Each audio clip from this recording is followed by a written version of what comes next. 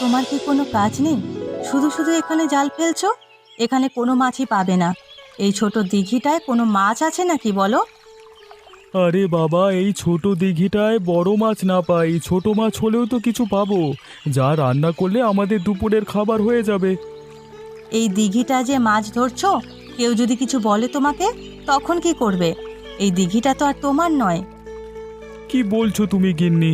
এই দিঘিটায় গ্রামবাসী সবাই তো মাছ ধরে, আমি আজ মাছ ধরছি, তাতে এমন কি হয়েছে? জাল ফেললে তাড়াতাড়ি ফেলো, আমার আবার বাড়ি যেতে হবে। বাড়িতে অনেক কাজ পড়ে আছে। আচ্ছা ঠিক আছে, জাল ফেলছি আমি।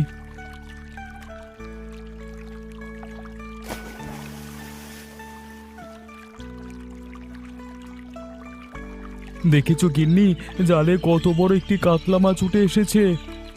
এই তো দেখছি বিশাল বড় কাতলা মাছ। পুরো গ্রামকে ভাগ করে খাওয়ালেও এটা কমবে না। তবে এই কাতলা মাছের খবর পেলে গ্রামে নাকি তুলকালাম কাণ্ড ঘটবে।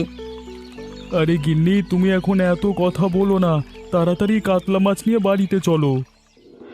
এ কি দাদা, তুমি এত বড় মাছ কোত্থেকে পেলে? আমি আজ পর্যন্ত এত বড় মাছ কোনোদিন দেখিনি। আরে আমাদের গ্রামে যে ছোট দিঘিটা আছে না, সেখানেই জাল ফেলেছিলাম।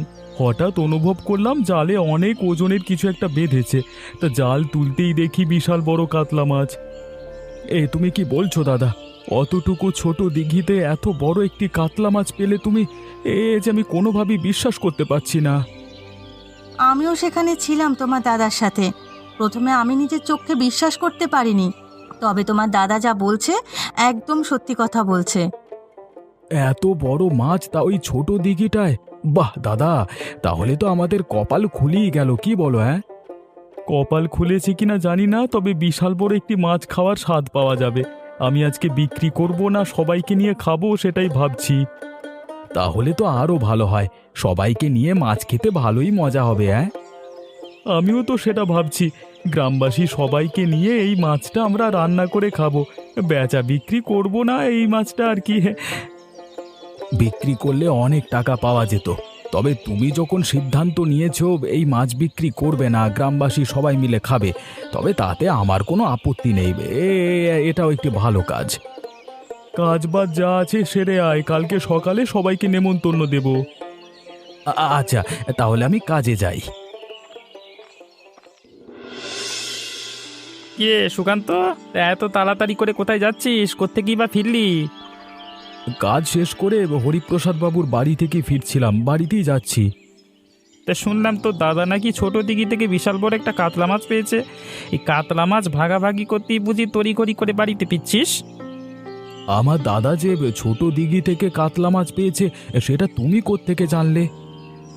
আকাশে চাঁদ উঠলে সেটা ঢেকে রাখা যায় না ভাই, সবাই দেখতে পায়। তোরা হয়তো ভেবেছিলিস কথাটা লুকিয়ে রেখে বড় কাতলা মাছটি একারাই ভাগ করে নিবি, কিন্তু আমরা সেটা হতে দেব না। হতে দেবে না মানে? কি বলতে চাচ্ছ তুমি? আমাদের ওই কাতলা মাছের ভাগ দে, না হলে তোর ভাইকে জিজ্ঞেস কর কাতলা মাছ বিক্রি করবে কিনা।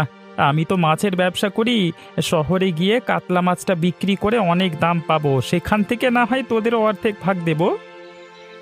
না না, আমরা এই কাতলা মাছ বিক্রি করব না, সবাইকে নিয়ে এই কাতলা মাছ রান্না করে খাওয়া হবে। অবশ্যই তোদের এই কাতলা মাছ বিক্রি করতে হবে। আরে বলছি তো কাতলা মাছ বিক্রি করব না, তার উপর তুমি জোর জবরদস্তি করছো কেন? বেশি বাড়াবাড়ি করতে এসো না আমার সাথে। তোমার থেকে আমার শক্তির জোর কিন্তু অনেক বেশি। আচ্ছা, শরীরের জোরে দিমাগ দেখাচ্ছিস, ঠিক আছে, আমিও যাচ্ছি। হরিপ্রসাদ বাবুর কাছে তোর ব্যবস্থা করা যায় কিনা সেটাই করছি। হ্যাঁ, যাও যাও, যেটা পারো করে নাও, ঢং দেখাচ্ছে। কি গো ভোলানাথ, তা কি মনে করে আমার বাড়িতে আসলে? তোমার মাছের চালান তো সেই আগেই আমি পাঠিয়ে দিয়েছি। মাছের চালানের জন্য আমি এখানে আসিনি হরিপ্রসাদ বাবু। মাছের চালানের জন্য আসোনি? তাহলে কেন এখানে এসেছো সেটা বলো। গ্রামের খবরাখবর আপনি কিছু রাখছেন? হ্যাঁ, গ্রামে কি ঘটছে সে তথ্য তো আপনার কাছে মনে হচ্ছে নেই।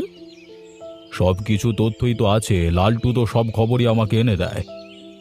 গ্রামে যে এক বিশাল বড় মাছের কাণ্ড ঘটে চলেছে, সেটা কি আপনি জানেন? আপনার লালটু কি সেই সংবাদ আপনাকে দিয়েছে? কিরে লালটু, এই খবর এখনো আমার অজানা কেন? আরে আমার তো ভোলানাথের কাছে এ খবর নতুন শুনছি আমি। ইয়ে মানে বাবু ইয়ে গাবে তোমাকে আর লালটু মানে করতে হবে না। হ্যাঁ, আমি বলছি, গ্রামের ছোট দিঘিতে আপনার কর্মচারী সুকান্তের মানে ভাই রতন একটি বিশাল বড় কাতলা মাছ পেয়েছে নাকি, তা সে মাছ নিজেরা ভাগাভাগি করে নিচ্ছে। আপনি কি ওর কোনো ব্যবস্থা করবেন না? ব্যবস্থা তো করব। রাতে কি আমরা সীমা চুরি করে নিয়ে আসবো? তুমি সকালেই সেই মাছ বিক্রি করে দেবে। গ্রামের সেই মাছ বিক্রি করা যাবে না, ধরা পড়ব। আর একটি মাত্র মাছ নিয়ে শহরেও যাওয়া যাবে না, লোকসান হবে।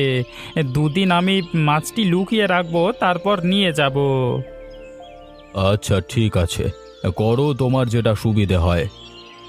এই তবে বাবু, ওই ছোট দিঘিতে যেহেতু একটা মাছ পেয়েছে, নিশ্চয়ই আরো মাছ আছে, সেগুলো ধরতে হবে। এটা ঠিক বলেছিস, একটা মাছ যেহেতু আছে আরও আছে।